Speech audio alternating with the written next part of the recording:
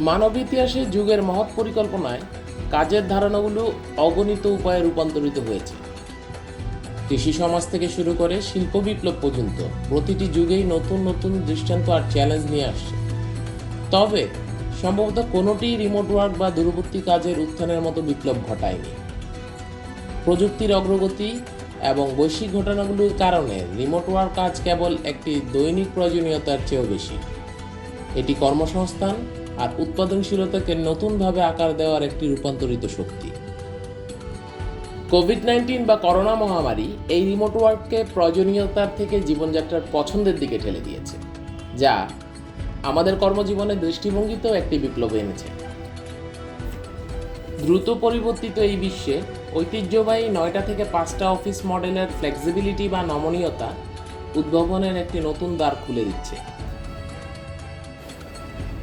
আপনি ফ্রিল্যান্সার কিংবা উদ্যোক্তা যাই হন না কেন, সাফল্যের জন্য এই রিমোট ওয়ার্ক বা দূরবর্তী কাজের দক্ষতা অর্জন করা একান্ত অপরিহার্য। আসুন দেখে নেওয়া যাক এই রিমোট ওয়ার্কের উপকারিতাগুলো কী কী। রিমোট ওয়ার্ক বা দূরবর্তী কাজের উত্থান নিয়োগকর্তা এবং কর্মচারী উভয়ের জন্যই প্রচুর সুবিধা নিয়ে এসেছে।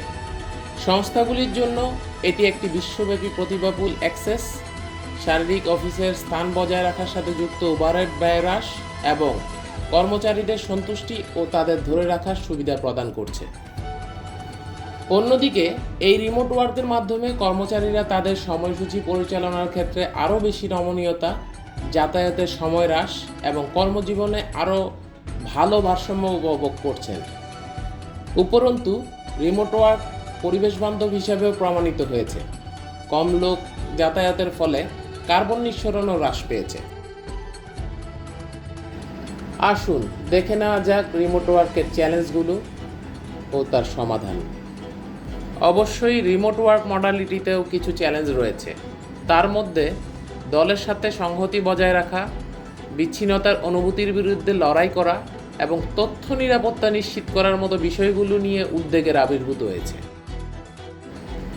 তবে এই চ্যালেঞ্জগুলি মোকাবেলা করতে কিছু সংস্থা ভার্চুয়াল টিম বিল্ডিং কার্যক্রম থেকে শুরু করে উন্নত সাইবার সিকিউরিটি ব্যবস্থা পর্যন্ত উদ্ভাবনী সমাধানগুলো নিয়ে কাজ করে যাচ্ছে, যেন এটি একটি কার্যকর বিকল্প হিসাবে সংস্থাগুলির নির্ভরতার আশ্বাস দিতে পারে। আমরা যদি ভবিষ্যতের দিকে তাকাই, এটা খুব স্পষ্ট যে আমাদের এই রিমোট ওয়ার্ক বা দূরবর্তী কাজের সাথেই থাকতে হবে। মহামারীটির তাৎক্ষণিক হুমকি হ্রাস হওয়ার পরেও এই সময়ে আমরা যে শিক্ষা পেয়েছি আর যে সুবিধাগুলো পেয়েছি তা মৌলিকভাবে আমাদের কাজের পদ্ধতিকে বদলে দিয়েছে।